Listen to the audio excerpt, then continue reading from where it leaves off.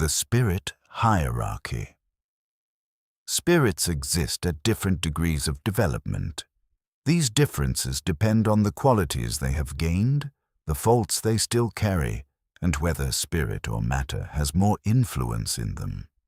Any classification is only a tool for understanding gradual stages, not fixed divisions. Still, three main orders can be recognized: imperfect spirits, good spirits, and pure spirits. These distinctions help explain why spiritual communications differ and why discernment is necessary. No spirit remains forever in one state, and progress may be uneven. Third order, imperfect spirits. In the third order, matter predominates over spirit. These spirits are inclined toward evil and marked by ignorance, pride, selfishness, and the passions that follow.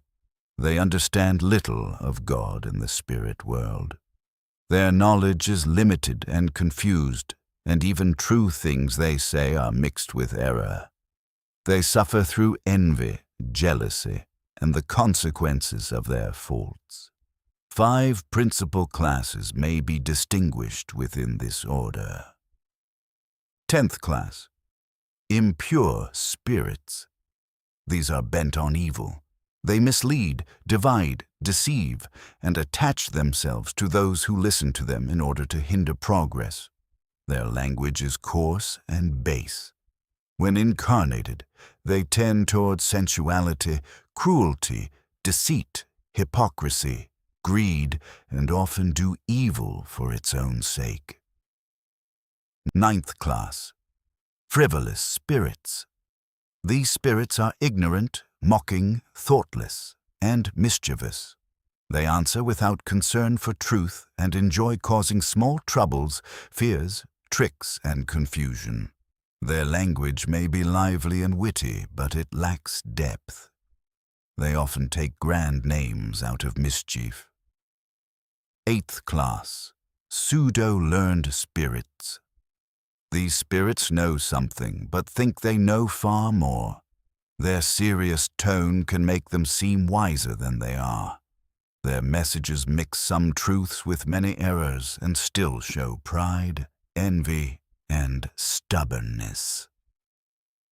7th class, neutral spirits. These are neither good enough to do good steadily, nor bad enough to delight in evil. They remain attached to earthly things and coarse satisfactions. 6th class, boisterous and disturbing spirits. These are recognized by physical effects such as knocks, movements, displaced objects, and other disturbances. They seem more attached to matter than other imperfect spirits, though higher spirits may also produce such effects. 2nd order, good spirits. In the 2nd order, spirit predominates over matter, and there is a real desire to do good. Some stand out for knowledge, others for wisdom and kindness, and the highest unite knowledge with moral excellence. Though not yet fully freed from matter, they understand God and the infinite better, and already enjoy the happiness of doing good. They inspire good thoughts, turn people from evil, and help those open to their influence resist imperfect spirits. 4 principal groups may be distinguished. 5th class, benevolent spirits. Their main quality is kindness. They gladly help and protect human beings. They have advanced more in morality than in intelligence. 4th class, learned spirits. These are marked especially by the extent of their knowledge. They are more fitted for scientific matters than for moral teaching, but use knowledge for useful ends.